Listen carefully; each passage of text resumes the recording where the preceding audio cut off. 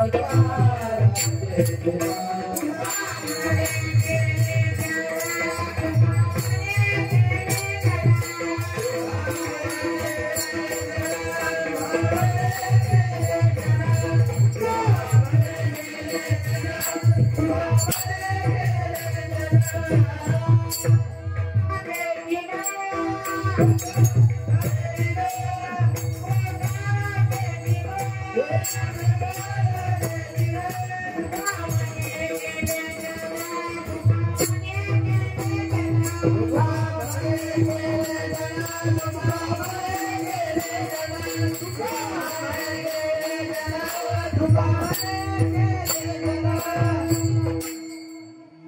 प्रकारचे लोक आहेत ज्यांच्या जीवनामध्ये इच्छा आहे, अपेक्षा आहे, आकांक्षा आहे, असे तीन प्रकार। एक वर्ग असा आहे त्यांच्या जीवनामध्ये अपेक्षाच नाहीये, तो संतांचा वर्ग आहे। आणि एक वर्ग असा आहे त्यांच्या जीवनामध्ये अपेक्षाच अपेक्षा आहे, तो आपला वर्ग आहे, संसारिक लोकांचा वर्ग आहे। आणि एक वर्ग असा आहे की त्यांच्या जीवनामध्ये एकच अपेक्षा आहे। एक वर्ग असा आहे देवाने जसं ठेवलं तसं ते राहतात। समयासी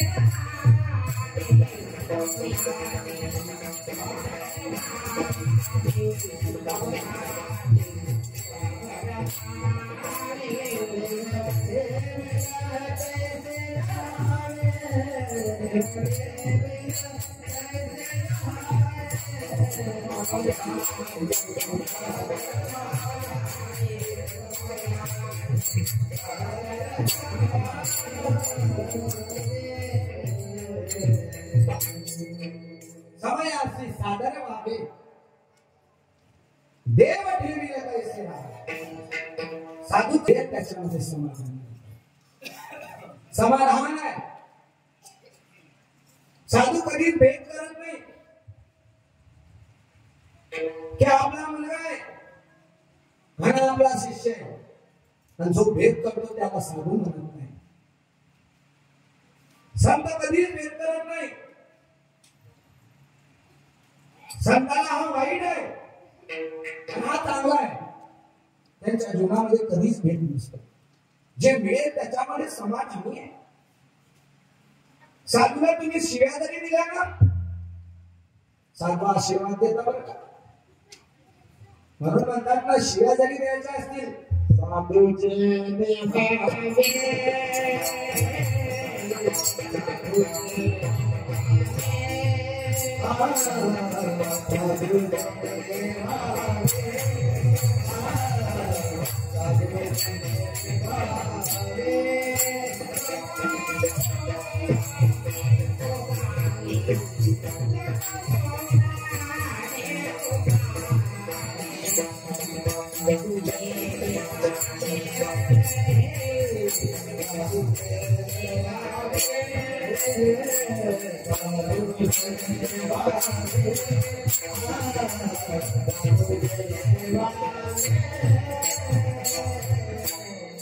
तो साधू होतो ना, साधू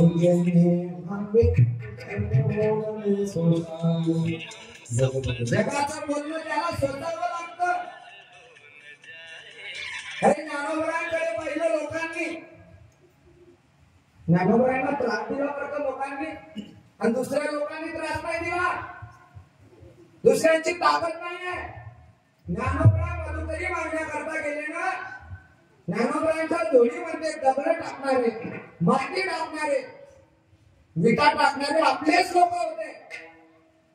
पण आता दुसरे लोक त्रास देत नाही, आपलेच लोक त्रास देतात। म्हणून साधूचं हृदय असं असतं. तुम्ही साधूला शिव्या जरी दिल्या ना तर साधूचं अंतःकरण वेगळं आहे. ज्ञानोबरायांनी ज्ञानेश्वरी सारखा अनमोल ग्रंथ निर्माण केला. पहिली मागणी भावा करता नव्हे, पहिली मागणी साधकां करता नव्हे, पहिली मागणी जिज्ञासून करता नव्हे. अरे त्या माणसाने मला त्रास दिला ना, त्या माणसाची वाईट बुद्धी नष्ट हो. पहिली मागणी ज्ञानोबराय जे प्रांची वेंकटे साधो खया सत्कर्मी वाढो भूता परस्परे मैत्री. अरे वाईट लोक आहे ना, त्या वाईट लोकांची बुद्धी नष्ट होईल हे साधूचं होते.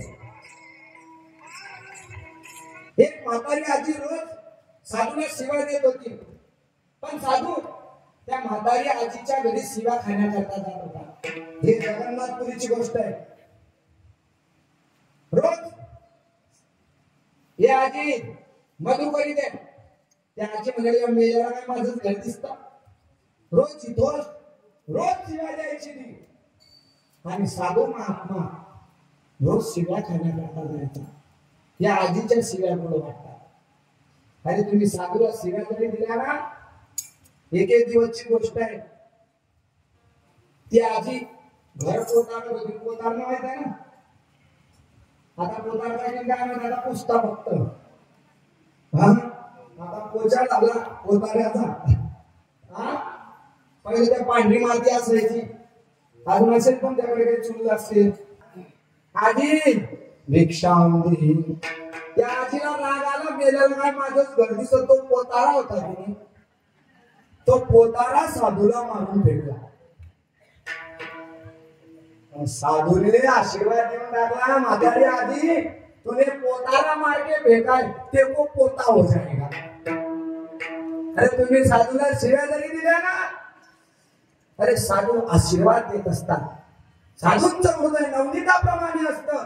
जसं नवनीत सर्व बाबतीमध्ये अपेक्षाच नाही बरं का. जगत गुरु तुकोबांना अपेक्षा नव्हती, ज्ञानोबरांना अपेक्षाच नव्हती. माझं नाव पुढे चालावं. ज्ञानोबरांनी 22व्या वर्षी समाधी घेऊन टाकली. आजही त्यांचं नाव घेतोय आपण. त्यांच्या नावामध्ये एवढं सामर्थ्य आहे. ज्ञानोबा तुकाराम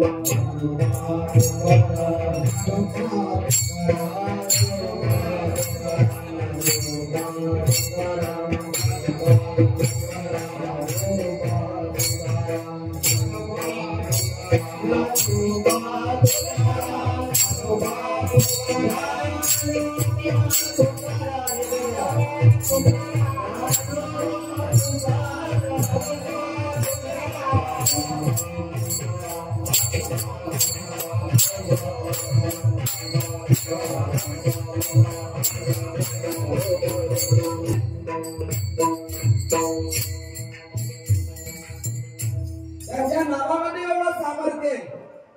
ज्ञानोबा तुकाराम संध्याकाळी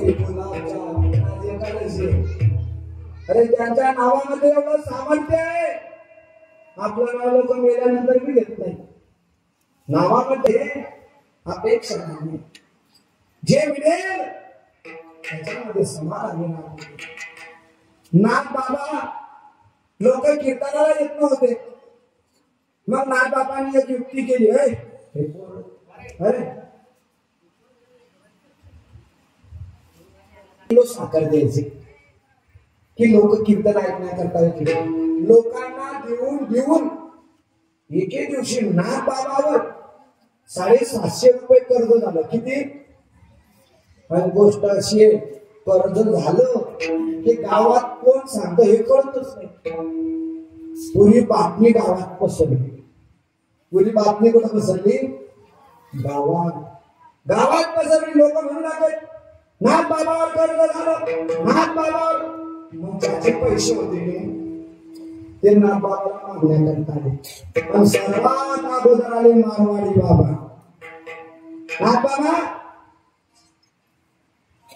मी ऐकलं म्हणजे तुमच्यावर कर्ज झालं, मग 500 रुपये द्या. अरे नाथ बाबा म्हणाला मी तुमचे पैसे देईल, पण सध्या माझ्यावर कर्ज आहे, त्याच्याकरताच तर आलो म्हणे, आमचे 500 द्या. नाही तर ज्याच्यावर कर्ज तोच खरा मर्द. एका गाडीवर लिहिलं काय लिहिलं होतं माहिती का? मी एकाच्या गाडीवर वाचलं, ज्याच्यावर कर्ज तोच खरा मर्द. कर्ज काढा, गावरान तू विकत घ्या आणि खा. आणि कोणी पैसे मागण्याकरता आले, गावाजवळ नदी असेल तिथं चपला काढा, कपडे काढा, ती कोणी निघून चालले जा. कोणी पैसे मागणार नाही, अशी लोक आपल्याला. नाथ बाबांकडे तो कर्ज मागण्याकरता, नाथ बाबा पैसे द्या. नाथ बाबा म्हणाला पण बाबा आता सध्या नाही म्हणे, आताच लागतील.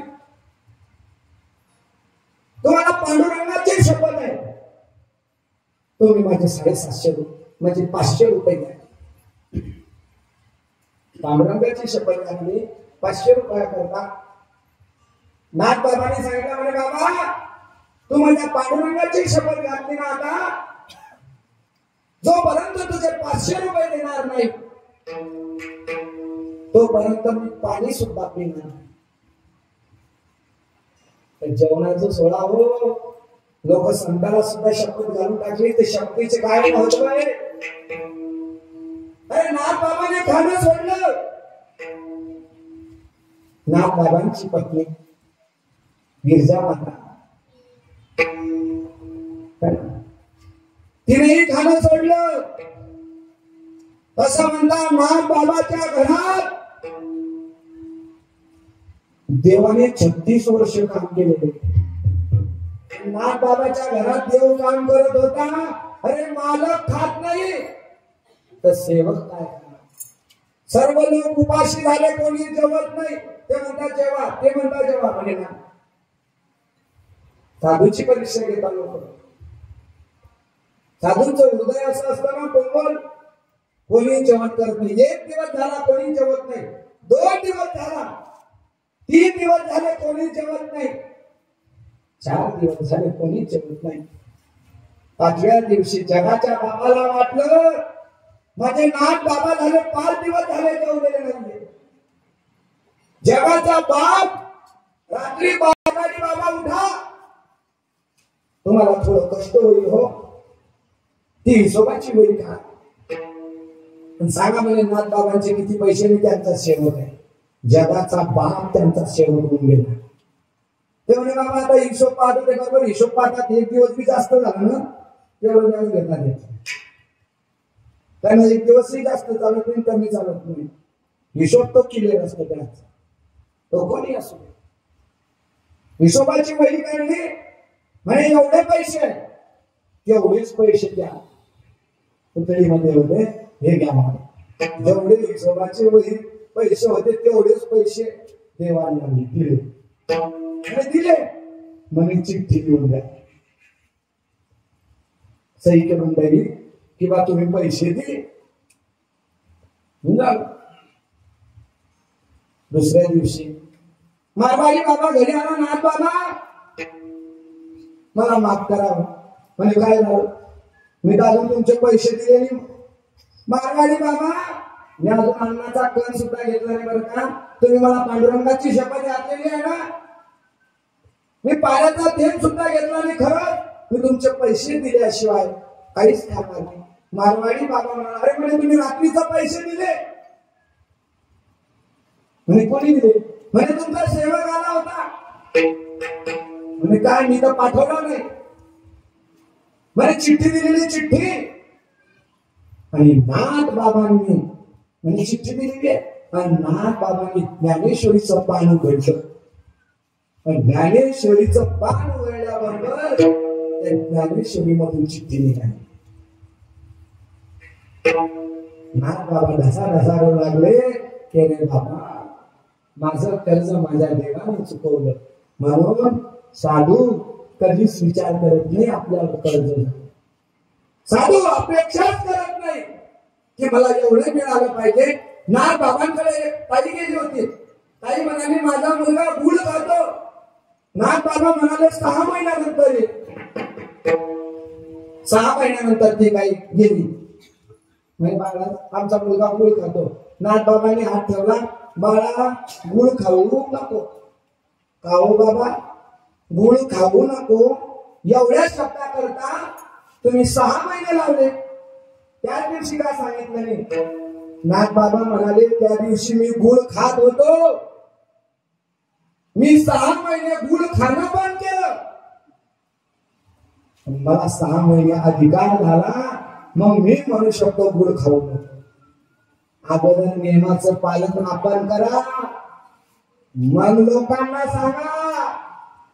तुमचा प्रभाव पडणार नाही. लोक आचरण करत नाही, दुसऱ्याला सांगतात. अरे बाबा अगोदर स्वतः करा. संतांचं होते त्यांच्या जीवनामध्ये अपेक्षाच नाही. बघा एक वर्ग असा आहे की त्यांच्या जीवनामध्ये अपेक्षा नाही, तो संतांचा वर्ग. एक वर्ग असा आहे त्यांच्या जीवनामध्ये अपेक्षाच अपेक्षा आहे, तो आपल्या जीवनामध्ये एवढ्या अपेक्षा आहे की माणसाला कितीही मिळालं नाही,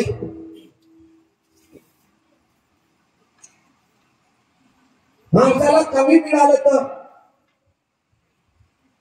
किती मिळाल्यानंतर माणसाला असं वाटेल बस झालं. आता आपल्या गावातल्या मंडळींनी ठरवलं एक साडी द्यायची. नाही माणसांना का तुम्ही नाही म्हणसाल का? नाही म्हणसाल का? विचार करा तुम्ही. तुमच्या घरात तुम्ही घुसले, ते कपाट उघडलं की नाही कोणतं साड्यांचं, त्या साड्या खाली पडतात की वर जातात? बाया काय करतात? वर आधी 1-2 साडी भेटली तर दाबत राहतात. जाऊ द्या. असं वाटतं कपाट उघडलं की दुकानाचं कपाट उघडलं हेच लक्षात येत नाही. पण अंतःकरण शुद्ध होतं. आता घालण्याकरता एवढे कपडे 9 दिवसाच्या 9 साड्या आहेत, महिन्याच्या असतील. पण जाऊ द्या, आपल्याला काय करायचे. तरी माणसाचं मन कसं राहिलं. सुशिला मातेला एकच साडी होती लग्नामध्ये मिळालेली, तीच फाटलेली होती, तिला शिवत होती. सुदामजीला एकच धोतर होतं, एकच. अर्धा खाली लावलेलं, अर्धा अंगावर घेतलेलं. पूर्वी लोकांना कपडे मिळत नव्हते. जुनी लोक सांगतात, अजून 30 वर्षाच्या अगोदरचे लोक सांगतात, आम्हाला जर दुसऱ्याच्या कामाला जायचं असेल तर सरपंचाचं शर्ट लागत होतं. सरपंच दादा म्हणते नाही. म्हणजे बघा, गावात म्हणजे प्रतिष्ठित माणसाकडे शर्ट असायचं. आता लोकांकडे एवढे कपडे, पण अंतःकरण शुद्ध नाही. पूर्वी खाण्याकरता काहीच मिळत नव्हतं. मिळत होतं का?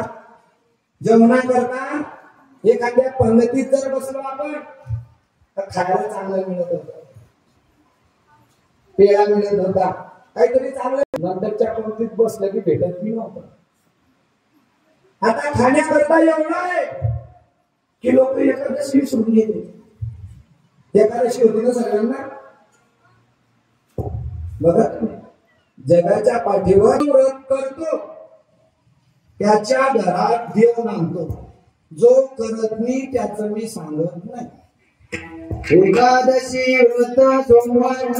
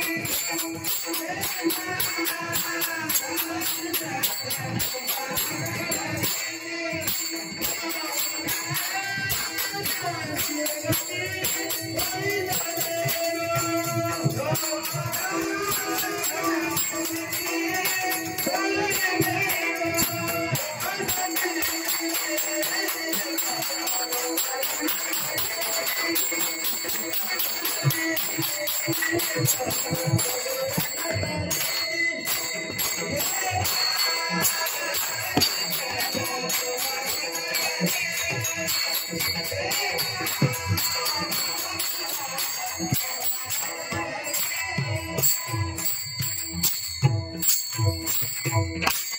एकादशी काम पूर्ण करणारी सर्व आपली इच्छा जे जे असेल म्हणून आज मी इच्छा व्यक्त करणारा अभंग घेतलेला आपली इच्छा पूर्ण होते म्हणून आज अभंग सेवेकरता घेतलंय की एक वर्ग असा आहे की त्यांच्या जीवनामध्ये अपेक्षाच नाही तो संतांचा आणि असं म्हणतात एक मनुष्य होता त्याची परीक्षा घेतली गेली त्याच्या झोपडीमध्ये 39 43 44 45 46 47 48 आणि 49 सापडले त्याला वाटलं ज्या अर्थी 49 असतील त्या अर्थी 50 असतील सकाळचा 4 वाजेपासून पाहत होता सकाळचे 7 वाजून गेले पण एक मोहरा सापडला आणि त्यानं पाहिलं चित्र पडलेलं झोपले तेव्हापासून म्हण पडली भगवान देता येतो छप्पर हे छप्परातून दिलं त्याला मोहरा भगवान देता येतो छप्पर फाड़ के देता है आणि ले जाता है तो मार मार के ले जाता है त्याला द्यायचं असेल तर भरपूर 49 मोहरा सापडल्या पाहता पाहता संध्याकाळ झाली सापडली सापडणार कशी हो किती भेटल्या होत्या 49 परीक्षा घेतल्या गेली त्याची त्याने काय 49 सापडल्या ना तरी माणसाची अपेक्षा पूर्ण हो कितीही मिळालं तरी माणसाला कमीच आहे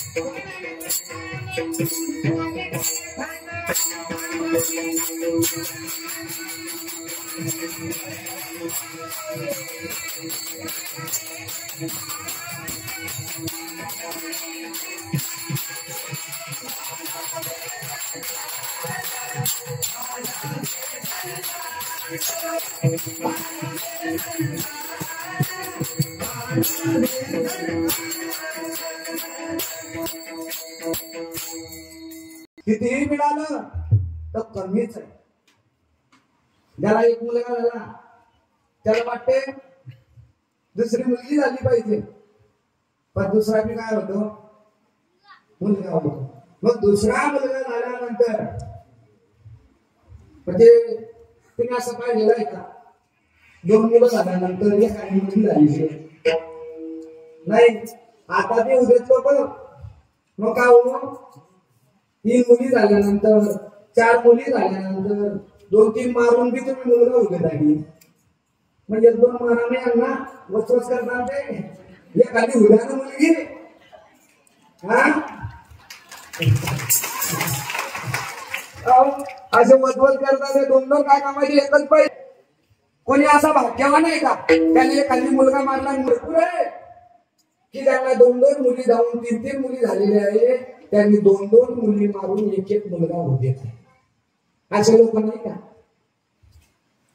अरे बाबा काय सांगावं हा किती अपेक्षा केल्या ना तुम्ही नंतर सांगता येत नाही बरं का काहीच सांगता येत नाही म्हणून माणसानं जेवढं दिलेलं आहे ना त्याच्यामध्ये समाधानी राहा ज्याला मूल बाळ नसतील ना त्याला तुम्ही टोकू नका त्याला उलटून बोलू नका अरे ज्याला त्या अर्थी जिला मूल बाळ नाही येणार तिचं कर्म शिल्लक नाही देवाने जर दिलं असेल ना तिच्या नशिबात असेल ना होईल पण हे लोक तिला नाव ठेवतात तसं करू नये असं म्हणतात ज्याचे सर्व हातपाय चांगले त्याच्यापेक्षा ज्याच्या डोळ्यामध्ये ते काय म्हणतात एक खुली असते, थोडस डोळा असं काहीतरी म्हणतात त्याला, एक खुली थोडस त्याला दिसत नाही, भुरकं भुरकं दिसते म्हणतात.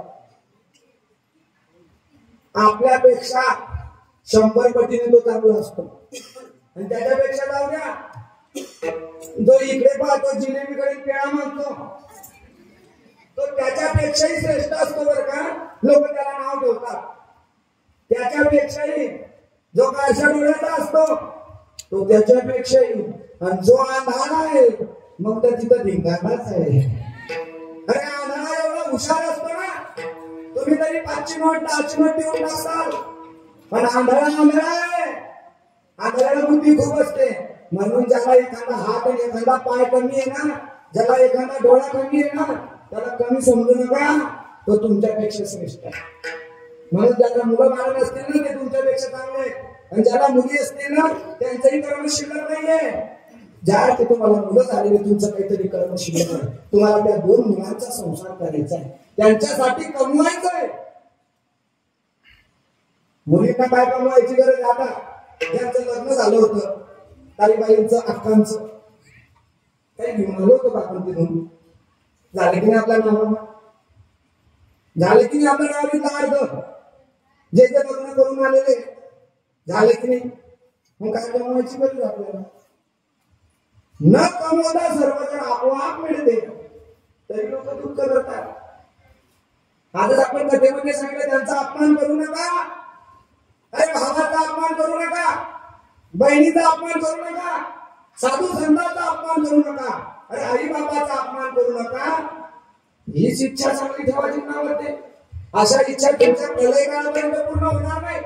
देवाला एकच इच्छा करा, आमच्याकडून आई वडिलाचा अपमान होणार, आमच्याकडून आमच्या भावाचा अपमान होणार नाही, आमच्याकडून आमच्या बहिणीचा अपमान होणार नाही. अरे ज्या घरातून बहीण रडत जाते ना म्हणतात, ज्या घरातून बहीण रडत जाते त्या घरामध्ये काही शिल्लक राहत नाही. आणि भाऊजाईनं दिलं पाहिजे म्हणतात तिला आनंदात पाठवून. ज्या घरातली भाऊजाई नंदनबाईला दुःखात पाठवते त्या ताईच्या घरात शिल्लक राहत नाही म्हणतात. म्हणून बहिणीचा अपमान करू नका, साधूचा अपमान करू नका, भावाचा अपमान करू नका. लोक म्हणतात तो माझा भाऊ आहे आणि 20 वर्षापासून माझं त्याचं जमत नाही, कशाला म्हणतो भाऊ? अरे भावाचा अपमान केला. अरे जाणे जाणे भावाचा अपमान केला, रावणाने भावाचा अपमान केला, मेला रावण. 100 भावांनी 5 भावाचा अपमान केला, 100चे 100 मेले, 5चे 5 शिल्लक राहिले. एक चांगली इच्छा जीवनामध्ये ठेवा. आपल्याकडून कोणतीच अपेक्षा, संसाराच्या अपेक्षा प्रलय काळापर्यंत पूर्ण होत नाही, संतानाची अपेक्षा पूर्ण होत नाही. एक एकाला येते तर एक एकाला येते, एक सर्वाला येत नाही. जो चुकतो तो मनुष्य आहे, आणि जो चुकत नाही तो देव आहे. आपण चुकतो, आपल्याला एक येतं तो एक येत नाही, ज्याला सर्व येतं तो देव आहे. म्हणून जीवनामध्ये अपेक्षाच करू नका, इच्छाच करू नका. तुमच्या जीवनामध्ये त्याला सर्व काही करतं तुमच्या मनातली इच्छा. एक वर्ग असा आहे अपेक्षाच नाही संतांचा, एक वर्ग असा आहे ज्यांच्या जीवनामध्ये अपेक्षाच अपेक्षा आहे, तो संसारिक लोकांचा. संतान वाढावं, घर वाढावं, गाडी घेतली की 4 व्हीलर घ्यावी, हे घर झालं की ते घ्यावं, इच्छा पूर्ण होत. मनुष्य मरून जातो पण इच्छा पूर्ण होत. आणि एक वर्ग असा आहे की त्यांच्या जीवनामध्ये एकच इच्छा, एकच अपेक्षा आहे. बघा, एक वर्ग असा आहे अपेक्षाचा आहे संतांचा, एक वर्ग अपेक्षाचा आहे संसारिक लोकांचा, आणि एक वर्ग असा आहे साधकांचा, जिज्ञासूंचा की माझा उद्धार कधी. जसं बस असतात काही गाड्या डायरेक्ट जळगाववरून निघाले की संभाजीनगर, कुठेच थांबत नाही. आणि काही काही गाड्या हात दाखवा आणि गाडी थांबवा. जी हात दाखवण्याची गाडी ती आपली संसारिक लोकांची, आणि जी कुठंच थांबत नाही ती संतांची गाडी. आणि काही काही गाड्या जळगाववरून निघतात, सिल्लोडला एका ठिकाणी थांबतात, बारसम बघायला एक थांबत, तर काही एक थांबल्या गाड्या. आणि असं जगद्गुरु तुकोबरा म्हणतात, मला माझ्या जातीचा कोणीतरी भेटावा अभंगाच्या पहिले.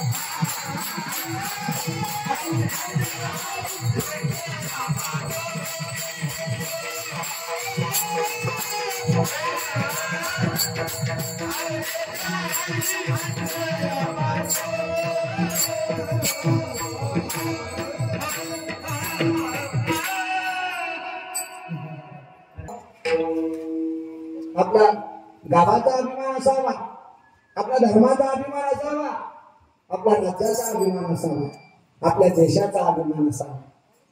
बाबा या देशाचा अभिमान करा, या महाराष्ट्राचा अभिमान करा. या देशासारखा देश नाही बरं का. म्हणून आपलं भाग्य आहे आपण भारतात जन्मला. ज्या अर्थी जगद्गुरु तुकोबरा म्हणतात, मला जातीचा मला कोणीतरी पाहिजे, त्या साधकाला अपेक्षून मला माझ्या जातीचा कोणीतरी भेटला पाहिजे. मग भेटल्यानंतर तुम्ही काय करणार? आवडीची धनी पेढा. मला जे आवडतं ते तृप्त होईपर्यंत सेवन करण्याची चढणी, जे तृप्त होईपर्यंत सेवन कर. पण म्हणजे तुमच्या जातीचा नेमका कोण आहे? जगद्गुरु तुकोबरा. मग तुमची जात सांगा. जगद्गुरु तुकोबरा मोरे वंशाचे मला आले. मग त्यांना मोरे वंशातले त्यांचे काका बाबा नव्हते का देवगावामध्ये, त्यांना ती जात अपेक्षित नाही. मग त्यांना कोणती जात अपेक्षित आहे? जगद्गुरु तुकोबरा आहे. तुम्ही ब्राह्मण होते का? हो. वेदाचा तो अर्थ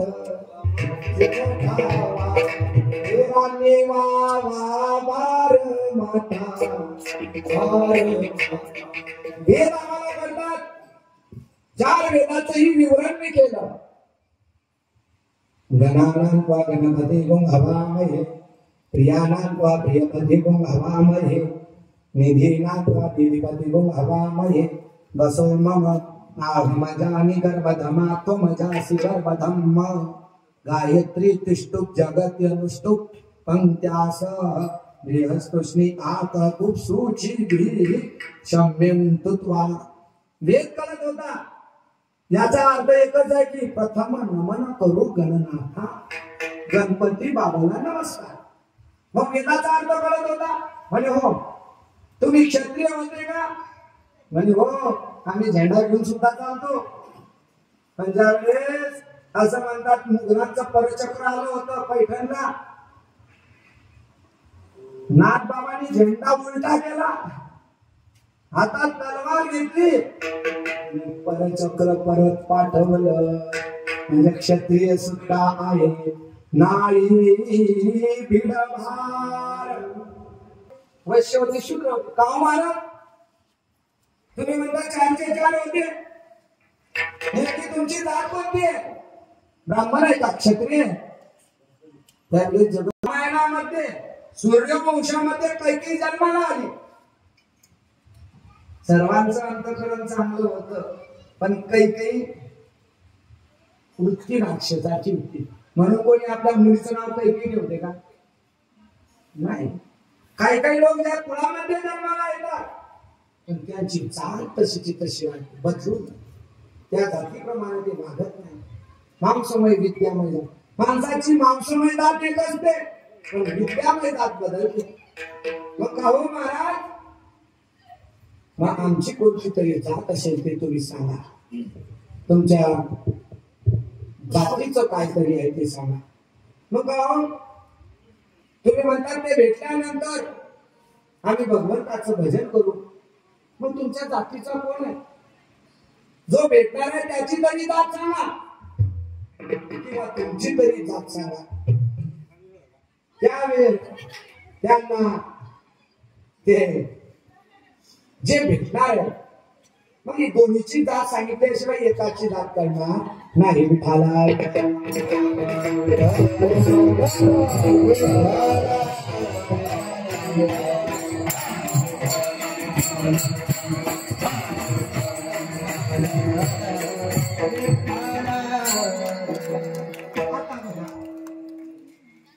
कोणती जात आहे मग नेमकी?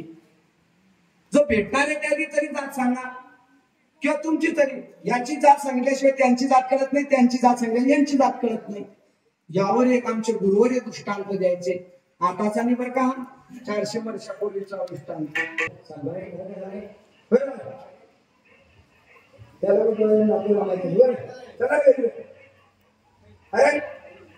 हे पुढं आपलं जाऊ द्या, आपण आपल्या आहे रोजचे, पण मग बाकीचे कीर्तन करायला ते बाकी आपल्याला काय करायचं नाही तसं, पण त्यांच्याकडे लक्ष ठेवलं पाहिजे. बरं ते कीर्तन ऐकत नाही, ऐकत नाही, हसत राहतात, एकमेकाला मोठं टोचत राहतात. हे आपल्याच गावाचं नाव आता एलईडीवर चालवलं जाईल, त्यांचं नाव बोललेलं याचं लक्षात येत नाही. जमून नावाचं नाव बघा आपल्याला काय करणार. तुमच्याच गावाचं नाव आमचं काय जाणार आहे? म्हणतात की बाबा बघा त्याचं लग्नच होत नव्हतं, लग्न जुळलं, घेणं तेही ठरलं, तारीख ठरली की 1 मेला 2024 मध्ये लग्न, आणि 1 मेला 2 दिवस बाकी होते. पण मुलीकडच्यांनी सांगितलं हे लग्न 1 मेलाच होईल, पण 2025च्या 1 मेला होईल. आणि हे त्या मुलाने ऐकलं. अगोदर लग्न जुळत नव्हतं, जुळलं, घेणं देणंही ठरलं, आणि लग्नाची तारीख जवळ आली, आणि मुलीकडच्याने सांगितलं लग्न पुढच्या वर्षी होणार. हे ऐकल्याबरोबर तो वेळा झाला, वेळा आपण समजतो तुम्हाला. त्याला दवाखान्यात घेऊन गेली, आणि त्यांना दवाखान्यात घेऊन गेल्यानंतर म्हणतात बाबा तिथून संभाजीनगरला गेलं, बुलढाणा. असं करता करता 2-2 महिने करत करत करत ते म्हणतात की बाबा 9-10 महिने झाले. करता करता एप्रिलचा महिना सुरू झाला, आणि त्याला मुंबईला घेऊन गेले. लग्नाची तारीख जवळ आली, आणि मुलीकडच्याने कोणीतरी सांगून गेलं की म्हणे मुलगा वेळा आहे, चांगल्याला भेटत नाहीये. काय असं वेळांना भेटेल का? विचार करा तुम्ही.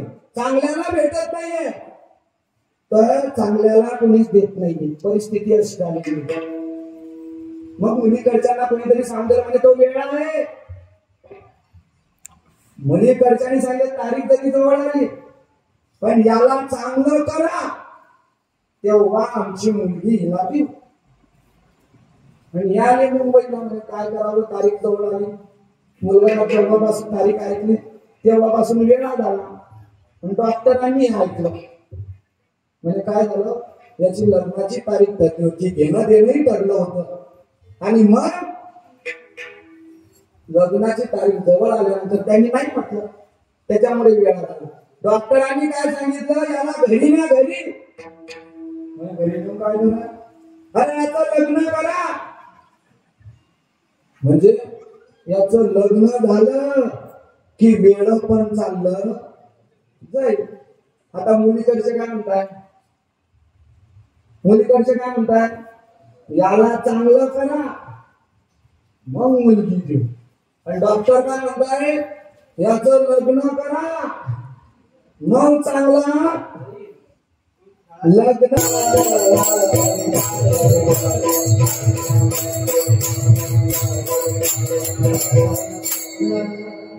लग्न झाल्याशिवाय चांगलं होत नाही आणि चांगलं झाल्याशिवाय लग्न आटकली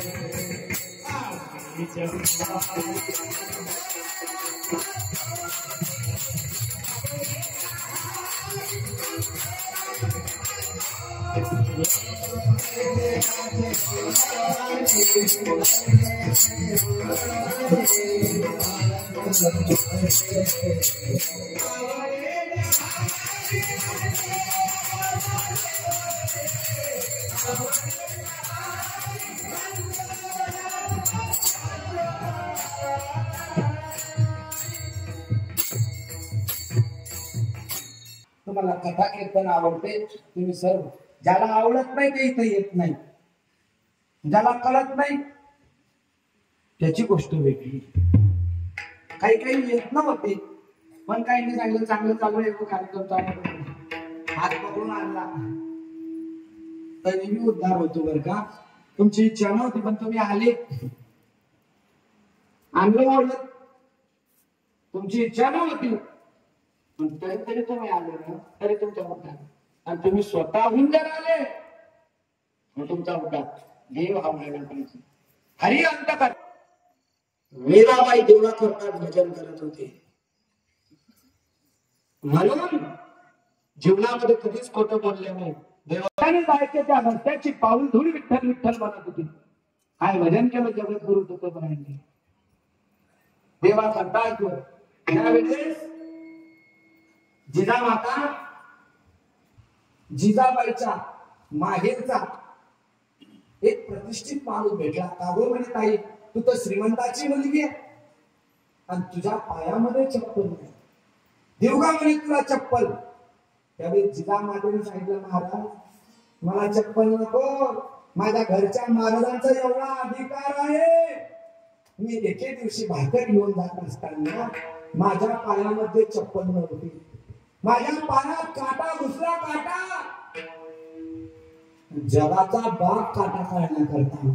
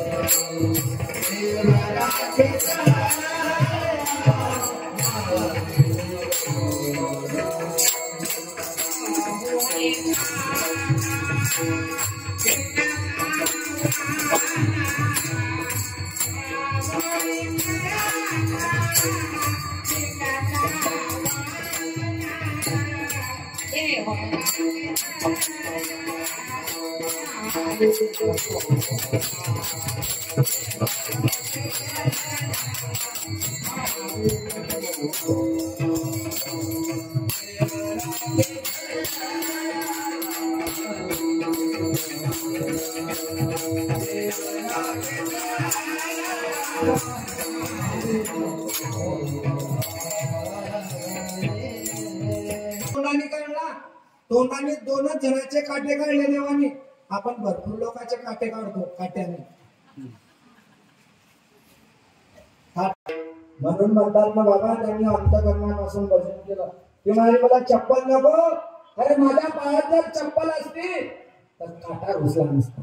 अंतःकरणापासून देवा करताच असायला पाहिजे.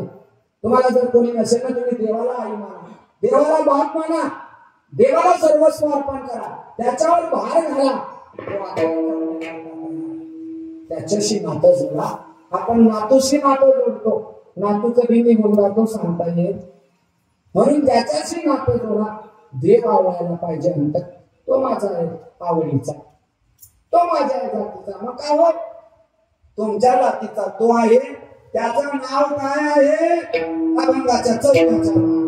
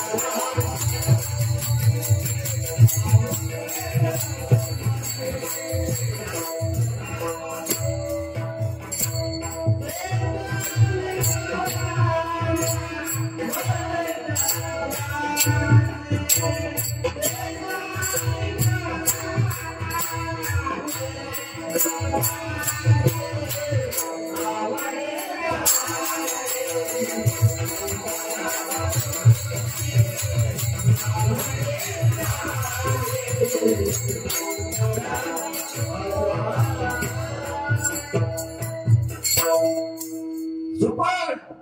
त्याचं नाव सांगतात तो माझ्या जातीचे, त्याचं नाव आहे वैष्णव.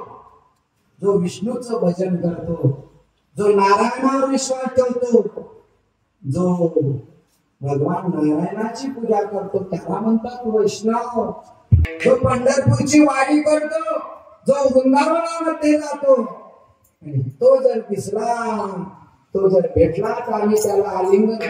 तुम्ही वारकरी महाराज लोक आहे, तुम्ही त्यांना घरात बोलवलं नाही तर त्यांचं काही जाणार नाही. पण ते जर तुमच्या घरात आले तर तुमचं बरं झाल्याशिवाय तुम्ही त्यांना बोलवलं नाही तर त्यांचं काय होणार आहे?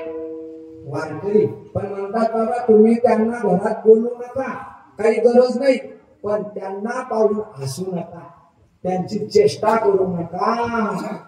म्हणून म्हणतात ना बाबा, त्यांचा जर अपमान केला, तुम्ही त्यांची जर चेष्टा केली तर तुम्हाला ते पाप भोगावं लागतं. साधू माणसाचा अपमान करू नका, मोठ्या माणसाचा अपमान करू नका, आई वडिलांचा अपमान करू नका, नाही तर जीवनाला येऊन काहीच फायदा नाही. तर मग काय केलं, कशासाठी आलो हे आपल्याला माहीतच नाही. म्हणून वैष्णव आहे. माळकरी दिसला, वारकरी दिसला, जगाच्या पाठीवर ज्याच्या गळ्यात तुळशीची माळ आहे ना, त्याच्यापेक्षा कोणी श्रेष्ठ नाही. जो भगवान नारायणाचं भजन करतो, जो भागवत कथा ऐकतो, जो शिवपुराण ऐकतो, जो कीर्तन ऐकतो, त्याच्यापेक्षा जगाच्या पाठीवर कोणी श्रेष्ठ. हे मुलं जरी येत असेल, अजून त्यांची लहान बुद्धी आहे, पण त्यांना इथे येऊन बसण्याची तरी बुद्धी एवढी आहे, त्यांचंही भाग्य आहे. नाही तर एवढेच मुलं आहे का, पण ते तरी येऊन बसले. आणि तो सोहळा आहे तेव्हापासून आम्ही भगवानाचं भजन करू विठोबा.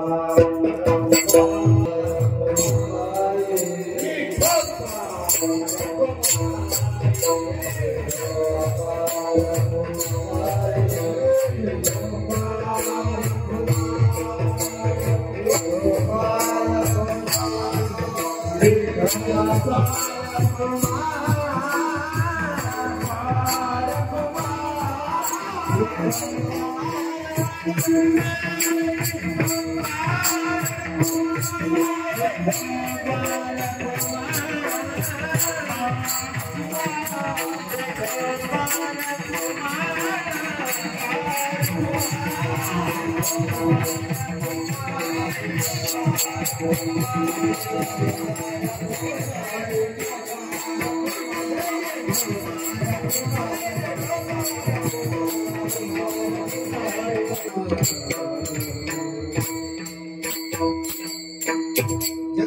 तुकोबरायांचे वैष्णव भेटल्यानंतर तोच आमचा सोहळा आहे, तोच चांगला दिवस आहे.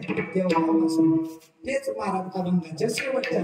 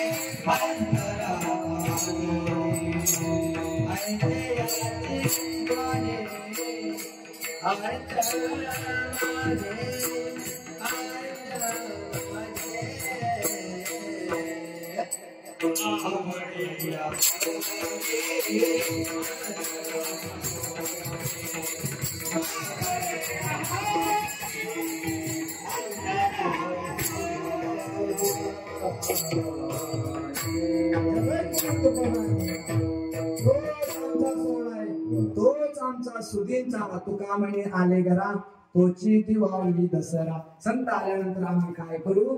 गाऊ या गोपाळा धनेवरी भगवंताचं भजन करू. राम राम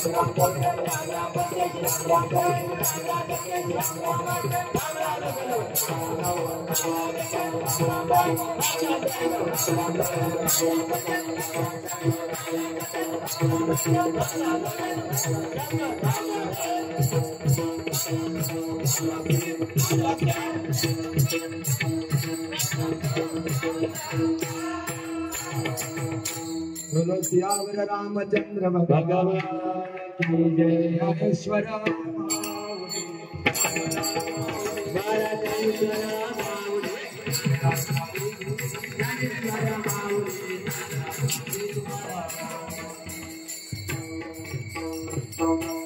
महाराज म्हणतात जेव्हा आम्ही असे साधू सखे हरिजन भेटतील तेव्हापासून आम्ही काय करू भगवंताचं नाम चिंतन करू. अभंगाचं काही जरी ध्यानात नाही राहिलं 8 दिवसात कथेचं काही जरी ध्यानात नाही राहिलं तरी हा मंत्र ध्यानात ठेवा. जीवनाचं कल्याण झाल्याशिवाय राहणार आवडीचा हरी अंतरापासून हर्षिलाचे मने आदत माझे काहीच लोक ध्यानात ठेवा. हा मंत्र काही लक्षात. एकाने मला प्रश्न विचारला महाराज तुम्ही रोज 108 वेळा जप काय करतात कीर्तन झाल्यानंतर कथा झाल्यानंतर. म्हटलं बाबा ज्याला 108 वर्ष जगायचं असेल त्याने 108 वेळीच म्हणा. ज्याला 50 वेळेस जगायचं असेल 50 वर्षापर्यंत त्याला 50 वेळेस म्हणा. ज्याची खुशी आहे ज्याला कुठपर्यंत जायचं आहे घाट चढायचा आहे की उतरायचं आहे आपल्या म्हणून म्हणतात अशी भगवंताची सेवा होती. 4थ्या दिवसाची सेवा आज आपला कथेमध्ये शंकर पार्वती विवाह झालेला आहे. उद्या गणपती बाबा कार्तिक भगवान परमात्म्याचा जन्म होणार आहे. त्यानंतर कार्तिकजी गणपती भगवान परमात्मा आई वडिलांना प्रदक्षिणा करतील. आई वडिलांचं महत्व वाढवेल आणि गणपती बाबाला जन्माला आल्यानंतर पुनर्जन्म होईल आणि गणपती बाबाचं पूजन झाल्याशिवाय तुमचंच पूजन होणार नाही. गणपती बाबाला आपल्याला 1000 मोदकांचा नैवेद्य दाखवायचा आहे. सर्वांनी कथे देत असताना कोणी 7 कोणी 11 मोदक तयार करून घेऊन यायचे. सर्व इथं ठेवले जातील. तो देवाला नैवेद्य दाखवला जाईल कारण आपण रोज देवाला नैवेद्य दाखवत सप्त्याच्या निमित्ताने नैवेद्य दाखवायचं आहे. सर्वांनी लक्षात ठेवा. परवाच्या दिवशी 12 ज्योतिर्लिंगाचं वर्णन आणि शेवट आपण त्या राहिलेल्या कथा एक सांगणार आहे. बोलत असताना काही वाईट वाटलं असेल माझ्या बुद्धीचा दोष जे काय बरोबर असेल पूर्वजांचं अभंगाचा तात्विक अर्थ असाच असेल सांगता येत नाही. माझ्या अल्पशा बुद्धीप्रमाणे जात सांगण्याचा प्रयत्न केला. हे बाकीच्या जाता काही कामाच्या नाही. खरी जात भगवंताची जात देव आवडणाऱ्याची जात ज्याला भगवान परमात्मा आवडतो तो माझ्या जातीचा. त्याचं नाव सांगतात वैष्णव. म्हणून जात असताना चांगलं सोडून द्या. वाईट सोडण्याचा प्रयत्न करा. न्यूनते पुरते अधिकते सरते करून द्यावे तुमचे विनवित वसे पायाच्या प्रसादी काही बोलिलो विनोदे मज क्षमा करणे संधी नव्हे अंग आपण सहज बोलून जातो पण कसं आहे आपल्याला आपण बोलत नाही कोणाला. पण आपण शेवटी असं म्हणावं लागतं. काही चुकीचं बोललं असेल तर माफ करा. जे बरोबर असेल ते घेण्याचा प्रयत्न करा. कारण ही बुद्धी आहे. बोलत असताना बातों में बात बातों में घाट बातों में लाट और बातों में घी शकतात. सर्व बोलण्यावरूनच असतं. म्हणून चांगलं घेण्याचा प्रयत्न करा. वाईट सर्व सोडून द्या विठ्ठल.